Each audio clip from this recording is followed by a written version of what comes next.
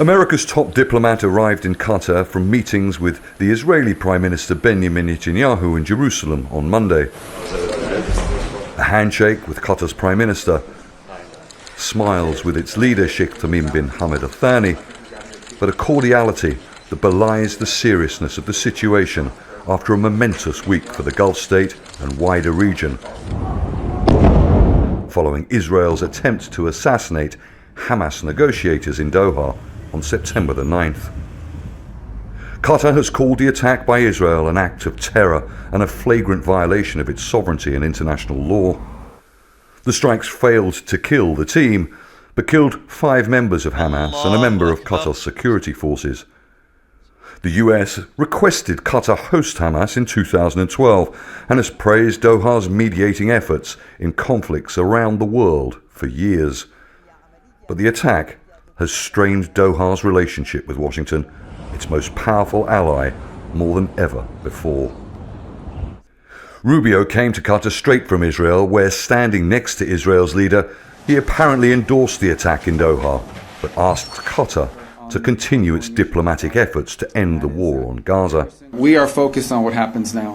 What happens next? What role can Qatar play, possibly, in reaching an outcome here that leads not just to the end of this hostilities, not just to the release of all of the hostages, both living and deceased, not just the disarmament and elimination of Hamas, but also a better future for the people of Gaza.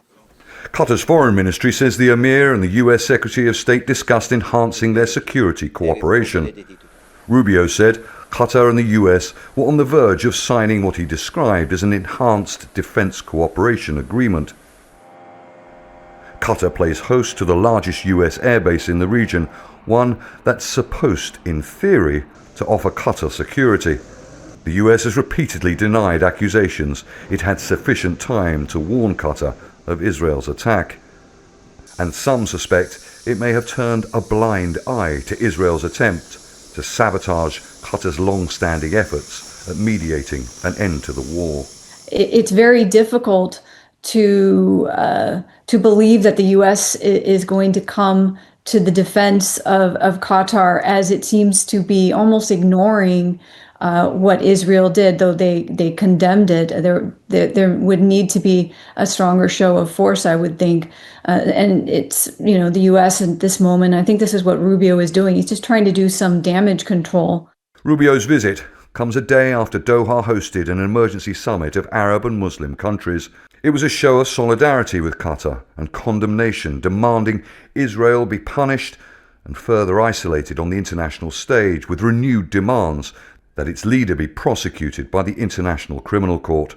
The US Secretary of State's visit to Doha only lasted a couple of hours, an indication perhaps that despite the US's praise of Qatar's attempts to try and mediate between Hamas and Israel, Washington's endorsement of Netanyahu's vow to kill Hamas members wherever they are gives very little chance to Qatar to achieve what it's been trying to do for almost 2 years, and that's end the war on Gaza.